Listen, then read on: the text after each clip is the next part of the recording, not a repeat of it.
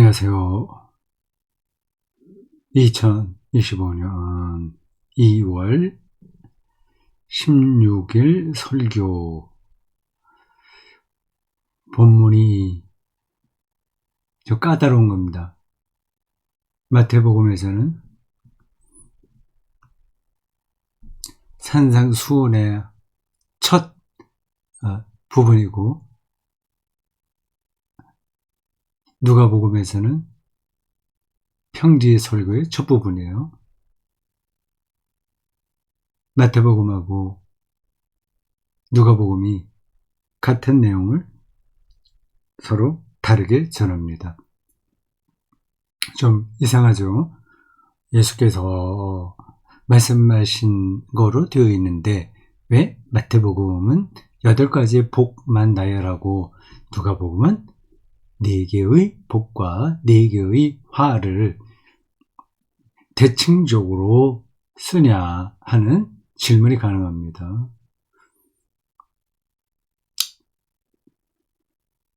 이미 알고 있는 분들은 간단한 일이에요. 성경이 이제 다른 걸 접어두고 이제 복음서만 놓고 볼 때 예수님을 누가 따라다니면서 모든 말들과 행동을 받아 적은 게 아닙니다. 설교 시간에도 얘기했지만 예수께서는 제자들과 같이 3년 가까이 2년 정도 유랑 공동체를 꾸렸죠. 거기서 제자들에게 여러 번 이야기를 한 겁니다. 이런 얘기도 하고 저런 얘기도 하고요. 오늘 본문에서 본다면 도대체 복 있는 사람이 뭐냐 하는 그런 문제를 여러 번 얘기했겠죠. 하여튼 예수께서 많은 사람을 만나고 또 많은 일을 겪기도 하고 그래 많아봤자 그 기간이 얼마 안 되니까 다른 종교 지도자들에 비해서는 분량이 적습니다.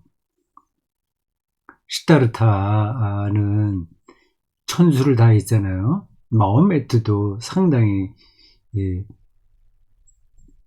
살았습니다. 오랫동안 제자들을 양육했어요.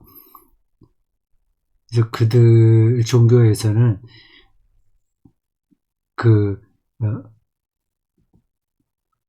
시다르타하고 마호멧이 죽기 전에 상당한 집단 기본 체제를 완성했습니다. 근데 예수는 전혀 그렇지 않습니다. 일단 기간도 2년 정도밖에 되지 않고요. 그리고 십자가로 표현이 좀 그렇습니다. 십자가 처형을 당하셨으니까 그 제자들이 떳떳하게 얼굴을 드러내놓고 활동할 수가 없었습니다. 굉장히 우여곡절이 많은 그 상태에서 예수의 말씀을 제자들이 기억나는 대로 서로 구전시키고 나중에 일정한 기간이 돼서 문서로 남기고 했습니다. 그 당시 제자들은 예수가 그리스도라는 사실을 전혀 인식하지 못했습니다. 혹시 그럴 수 있을까 하는 소문도 있었지만 그래 확신하지 못했죠. 그리고 자기들이 구전하고 이제 기록해 놓은 것들이 나중에 그리스도교의 경전이 되리라고 하는 것은 전혀 상상하지 못했습니다. 아주 우연하게 구전과 문서들이 살아남아서 어떤 때가 되자 그런 복음서도 되고 서신도 되고, 복음서와 서신은 좀 다른 거죠. 그런 과정을 거쳐서 기독교 안에 성경으로 자리를 잡게 된 겁니다. 그러니까 복음서를 읽을 때 어떤 역사적 사실을 읽으려고 하시면 안 돼요. 그건 신앙 고백으로 된 문서입니다. 예수가 하나님의 아들 그리스도, 앞으로 오실 자라는 신앙 고백이 전제된 문서 기록물입니다. 그래서 마태복음하고 누가복음이 그 복에 대한 이야기를 하나는 8개, 하나는 4개씩 뭐 화와 더불어서 했다고 하는 게 그건 다 아주 자연스러운 겁니다. 그럴 수밖에 없는 겁니다. 가난 문제가 양쪽의 마태복음과 누가복음의 핵심 주제예요. 마태복음은 물론 마음이 가난한 자, 마음이 들어가요. 누가복음은 그냥 가난을 얘기해요. 근데 이거 똑같은 얘기입니다. 고대 유대인들에게 가난한 사람들은 마음이 가난한 거예요. 어디 의지할 데가 없으니까 다 포기하고 사니까 마음이 가난할 수밖에 없습니다. 그 가난이 인간의 삶을 어떻게 파괴하는지는 그건 눈에 선한 거죠. 예수님 당시도 마찬가지죠. 유랑민들, 이주민들, 난민들, 오갈 데 없는 사람들, 특히 이제 고아와 과부 이런 사람들은 하나님의 형상으로 지음받았다는 사실이 무색할 정도로 삶이 파괴된 겁니다. 그러니까 하나님의 복을 받은 사람들은 저렇게 가난하게 살면 안 돼요. 그런 전통이 유대교 안에 뿌리를 내리고 있습니다. 우리가 잘 알고 있는 그 족장들, 유대의 고대 족장들 있지 않습니까? 아브라함, 이삭, 야곱, 요셉에 이르기까지 그 사람들은 다 부자였어요. 그래서 우리 그리스도인들의 머릿속에는 하나님을 믿는 사람은 부자다, 부자가 된다 이렇게 생각을 하는 겁니다. 근데 그것을 암시하는 성경 구절들도 제법 있고요. 근데 예수의 말씀에서는 부자를 하나님의 복과 연결시키는 것이 가능하지가 않습니다. 설교 시간에 얘기했죠. 이 부자, 그리고 재물, 이것의 위험성을 예수께서는 여러 번 말씀하셨습니다. 성경 복음서에 나와 있는 것도 그런 정도인데 그 외에도 얼마나 많은 말씀을 하셨겠어요.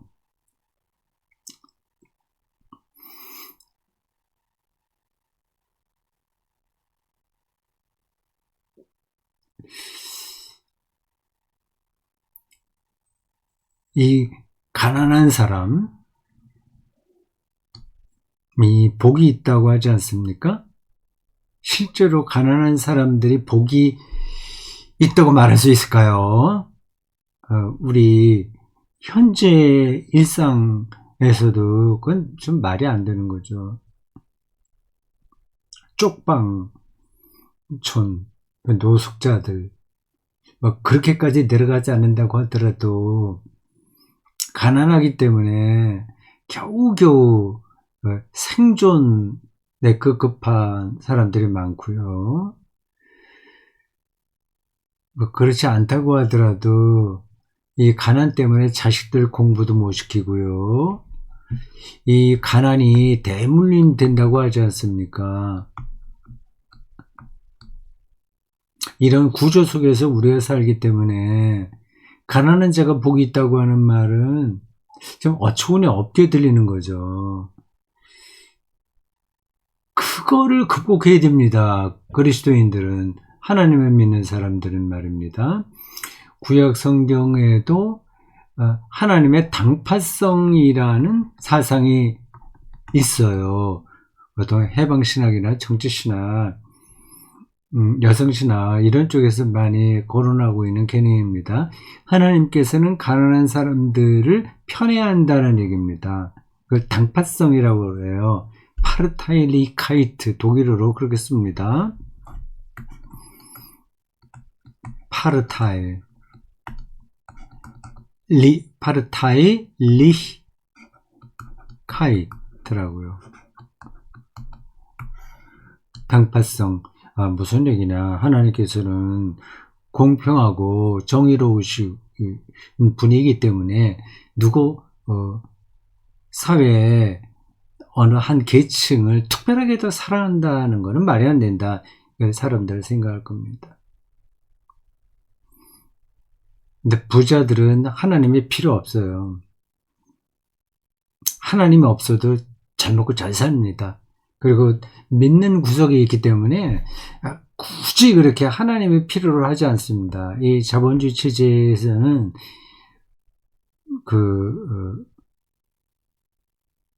교회가 하나의 교양으로 떨어져 있습니다. 그건 이제 뒤에 얘기할 건데,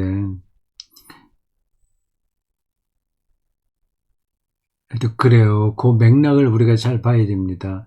구약 성경에 하나님의 당파성이라는 개념들이 있어요. 가난한 사람들을 특별히 보호하신다는 겁니다. 그래서 고아와 과부에 대한 책임을 유대인 공동체가 져야 합니다. 이거는 두 가지 의미가 있습니다. 하나는 고아나 과부를 비롯한 가난한 사람들은 세상에 더 이상 희망할 게 없기 때문에 하나님만 희망하게 됩니다. 그게 하나님 나라 경험이에요.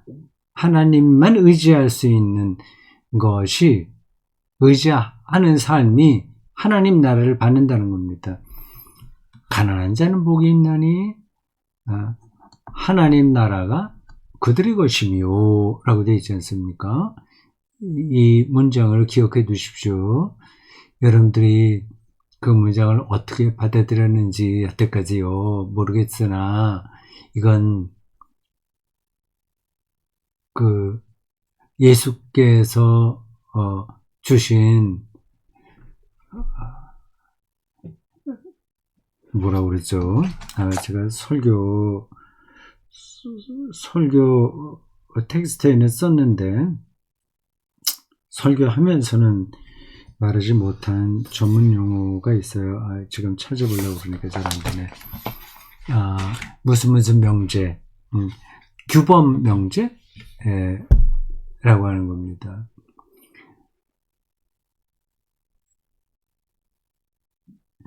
그러니까 우리가 그런 운명이 될까 두려워하고 있는 그 가난한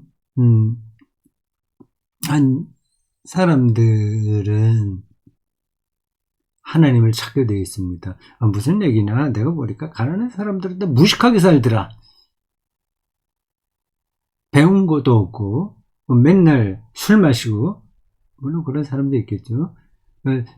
교양도 없고 아무것도 아니더라. 그런 사람들이 하나님 나라를 찾는다고 하는 거 말이 안 된다 생각할 겁니다. 근데 우리의 선입견이에요.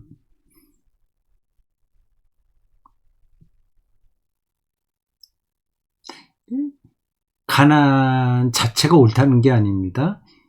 더 이상 이 세상에 미련을 두지 않는 그 어떤 영적인 경지를 이야기하는 거예요. 근데 가난한 사람도 그게 저절로 되는 거예요. 물론 그러지 않다고 자꾸만 여러분들은 생각할 겁니다. 가난한 사람들 보니까 뭐 더 세속적이고 더 물질 찾고 더 민폐 끼치고 뭐 더 도움 받으려고 하고 뭐 좀 삶이 초라하고 추하다 이렇게 생각할 수도 있습니다. 물론 이제 그런 사람들도 있고, 어쩌면 가난한 사람들은 그런 쪽으로 흘러가게 또 쉬울 수도 있어요.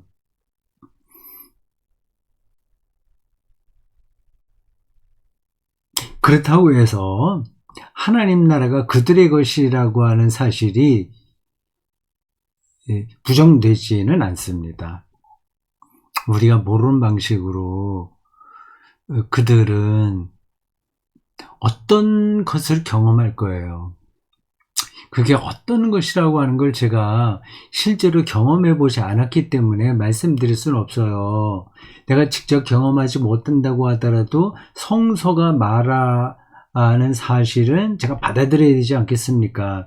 그리고 그것이 어떤 건지를 이해하려고 노력해야 되는 거 아니겠어요? 가난한 사람이 복이 있다고 예수님께서 말씀하셨어요.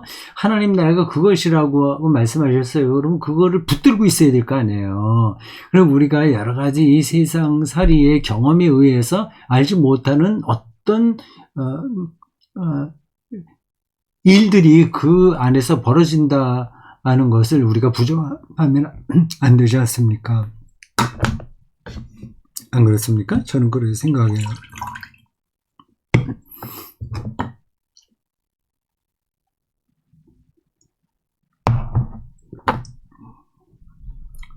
몇 단계를 뛰어넘어서 지금 하는 말과 연결하여 여섯 번째 이야기를 봐야 되겠습니다.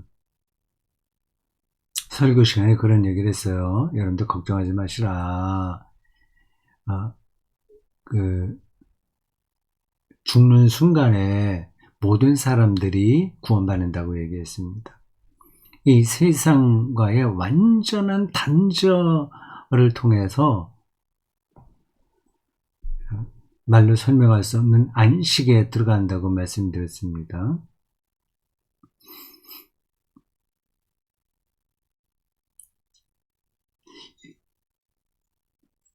성경이 어느 대목에서 딱 그렇다 하는 거를 명시적으로 말하는지 제가 지금 어떤 성경 구절을 여러분들에게 말씀드릴 수는 없어요. 그러나 제가 지금까지 공부하고 또 설교하고 책을 쓰고 신앙생활을 한 전체 그 과정을 놓고 볼 때 저런 결론에 도달하는 겁니다. 하나님이 창조주시잖아요. 창조주. 우리를 창조했잖아요. 모든 사람들을 하나님의 형상으로 창조했잖아요. 그렇다면 그 사람의 인생에 살아있을 동안엔 아무리 헝클어져 있다고 하더라도 그를 구원해야 되지 않겠습니까? 하나님께서. 그래야지 그 창조가 하나님의 창조다운 거 아니겠어요? 그렇게 창조하셨는데 인간의 죄로 인해서 그 하나님의 형상을 좀 잃어버리니까, 그리고 잘못도 많이 했으니까, 그리고 예수 믿지 않으니까 너는 지옥 가야 된다. 뭐 우리 머릿속에 들어있는 구더기가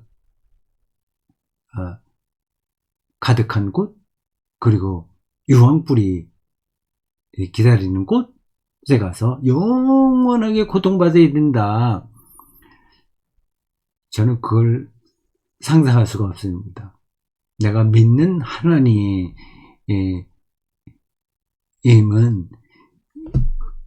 그렇게 하실 분일 리가 없어요. 그렇게 될 수가 없습니다. 창조는 선하잖아요. 그리고 완전하잖아요.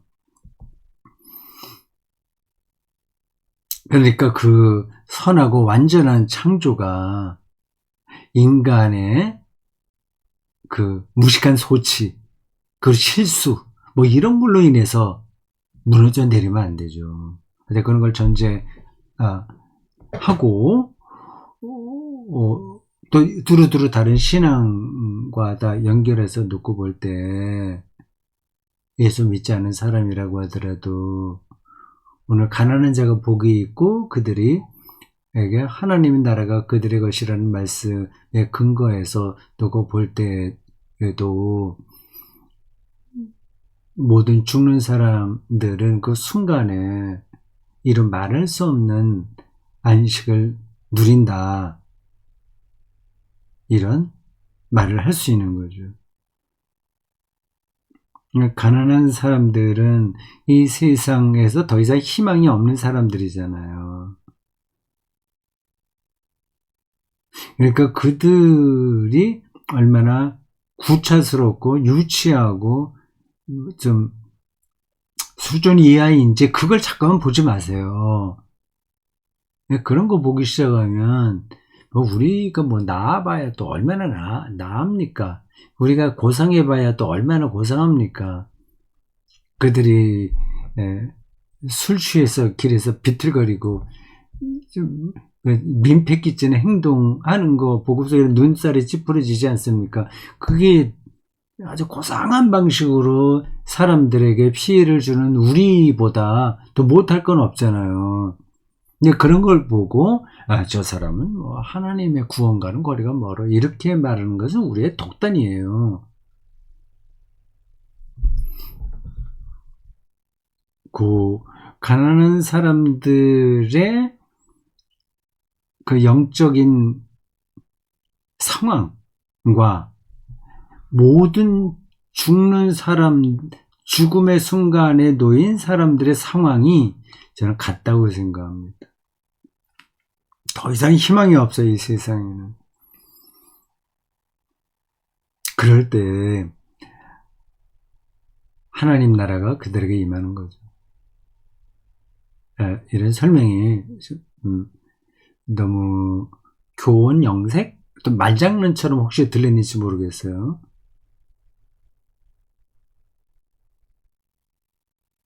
근데 가난 문제가 그런 게 하나가 있고요. 성경이 이제 가난한 자가 복이 있다고 얘기를 하는 걸 지금 설명하고 있는 겁니다. 그 가난 자체가 우리를 하나님의 사랑, 하나님의 나라와 연결시켜준다 하는 걸 설명해 본 거예요. 얼마나 전달이 되는지는 모르겠습니다. 그게 하나 있고요. 저런 명제를 성서가 제시하는 이유는 저 가난한 사람들에게 하나님 나라가 임하는 삶이 가능하도록 하나님을 믿는 사람들이 선교적인 차원에서 일해야 된다는 겁니다. 그래서 고아와 과부를 구약 성경에는 늘 나그네도 얘기하고요. 그를 언급하잖아요. 그들이 여러 가지 문제로 인해서 인간의 존엄성을 상실하고 있지 않습니까?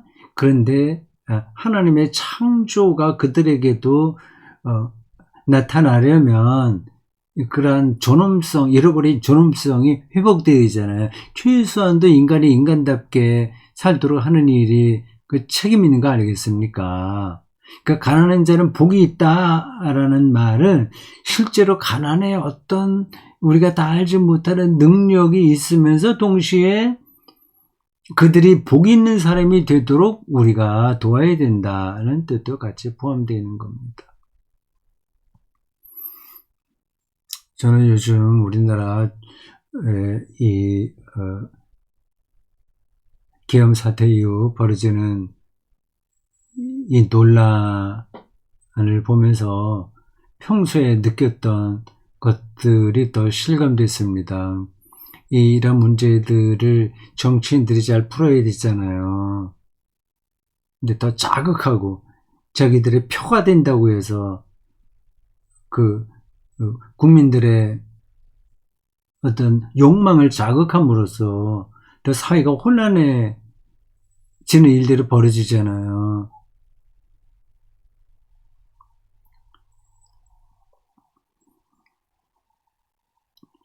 계몽령이라고 하는 게 말이 됩니까? 계몽령이라고 하는 게 국민들을 깨우치기 위해서 비상계엄을 선포했다고 하는 게 말이 됩니까? 이제 그거를 듣고 싶어하는 사람이 있거든요. 어떤 쪽에 미워 저 사람 여와야 쪽에. 그래서 그 적개심, 그 분노 그런 것에 적당하게 그 불을 붙이는 일들인 거죠. 그건 자기 정치적인 이익을 위해서 하는 것들입니다. 그래서 정치인들이 비록 자기에게 불이익이 온다고 하더라도 이 나라가 어떻게 평화로워져야 되느냐 하는 쪽으로 말도 하고 행동도 해야 되지 않겠습니까? 거꾸로 가고 있단 말이에요. 선동하는 거죠. 뭐 꼭 지금 여당만 그렇다는 게 아닙니다. 야당도 그런 일들이 그 전부터 많이 있었죠. 뭐 야당이 지나치다고 하는 거 누가 모릅니까? 네, 평소에 제가 생각했던 어떤 거하고 연관되냐면 이렇습니다. 정치인들이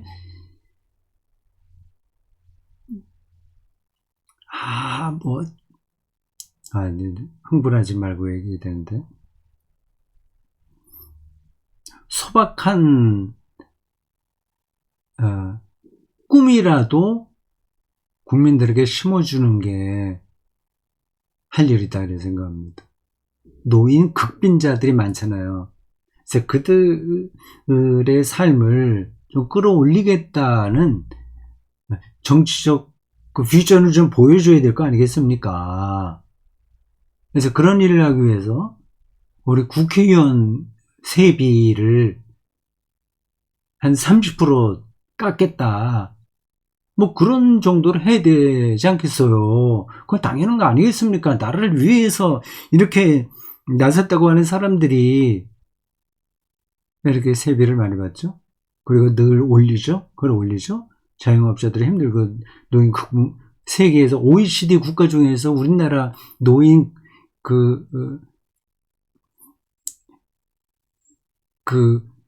노인 빈곤율이 무지하게 높습니다. 비슷하게 높은 게 아니라 2배 이상 높습니다. 그럼 그건 해결해야 되지 않겠습니까? 아니, 해결하려고 하는 몸짓이라도 보여야 되지 않겠습니까? 근데 뭐, 아주 해방 이후 냉전 체제에서는 있을 법한 좌우 이념 대립, 여기에 골몰하고 있잖아요. 이렇게 저는 나쁜 놈이야! 상대방을 향해서 그런 방식으로 정치적 이득을 얻으려고 하는 거 아니겠습니까? 그러니까 자기의 잘못에 대해서는 전혀 말을 하지 않는 거죠.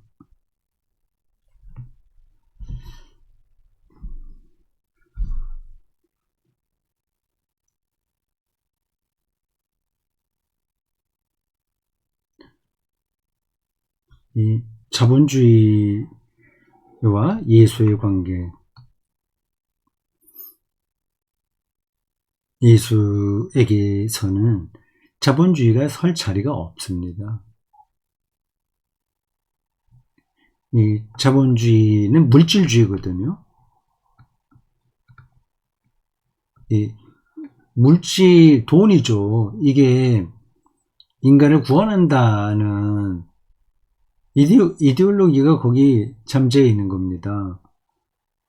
공산주의만 유물론이 아니라 이 자본주의도 유물론이에요. 기본적으로 많이 생산해서 많이 소비하고 그래서 소득을 높이고 그런 것으로 인간을 구원하겠다고 하는 거 아니겠습니까? 가난한 자가 복이 있다는 말과 자본주의하고는 완전히 상극이잖아요. 근데 한국 교회가 어떻게 자본주의 편을 들죠? 난 그게 이해가 안 됩니다.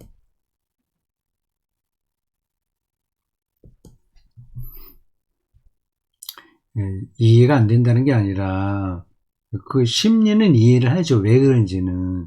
그러나 그런 태도에 동의하지 않는다고 하는 겁니다. 구약 선지자들도 끊임없이 바알 숭배를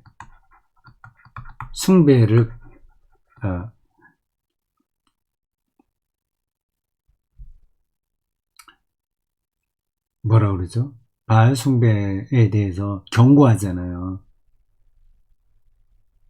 이는 곧 유대인들도 끊임없이 바알 숭배에 기울어졌다는 얘기입니다. 그 시대에 따라서 조금 차이가 있긴 있는데 기본적으로 그렇습니다. 어떤 때는 예루살렘 성전 안에 어느 한 구석에 바알과 아세라 상이 세워져 있기도 합니다. 인간에게는 그런 욕망이 있거든요. 바알 숭배는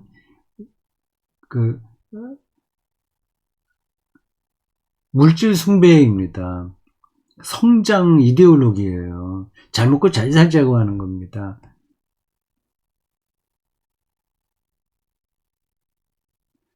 이제 그런 게 우리 인간의 내면에 있기 때문에, 뭐, 그걸 또, 뭐라, 아이고, 왜 그래, 왜, 잘못이다, 이렇게 말하기도 힘들어요.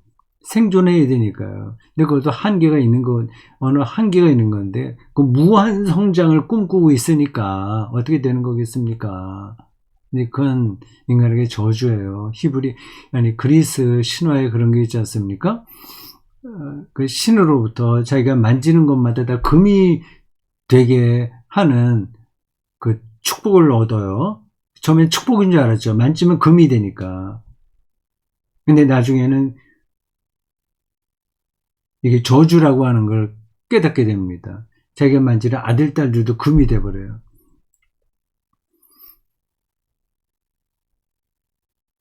가난한 자가 복이 있다는 이 말씀을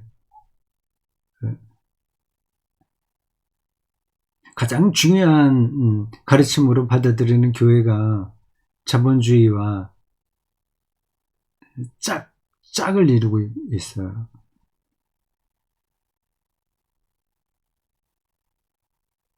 제가 요즘 교회 구원이라는 시리즈 글을 쓰고 있는데, 그걸 조금씩 그래서 대구에서 아카데미에 올리고 있습니다. 지금 제가 쓰고 있는 대목은 아직 나중에 올라가겠죠. 그 대목이 지금 이거 말을 하되니까 생각이 나서 그렇습니다. 한국 교회의 트라우마, 지금 벌어지고 있는 모든 현상들이 어떤 정신적인 트라우마에 빠져 있어서 벌어지는 거라는 얘기를 했어요. 트라우마는 이제 그 공산주의에 대한 잘못된 경험인 겁니다. 네, 그 말하기 시작하면 지금 이거 다 끝내야 되는데 다시 꺼내지는 않겠습니다. 그러니까 그런 트라우마가 너무 강하게 자리 잡고 있어서 옳고 그름을 판단하지 못하는 겁니다. 그래서 저는 무조건 좌파 빨갱이야 이렇게 얘기하고요. 그 반공주의가 기독교 신앙인 것처럼 철저하게 생각하고 있잖아요. 그게 각인돼 버렸습니다. 하나님 나라와 이 물질, 이 세계의 능력은 그건 적당하게가 아니라 양자택일이라고 얘기했어요.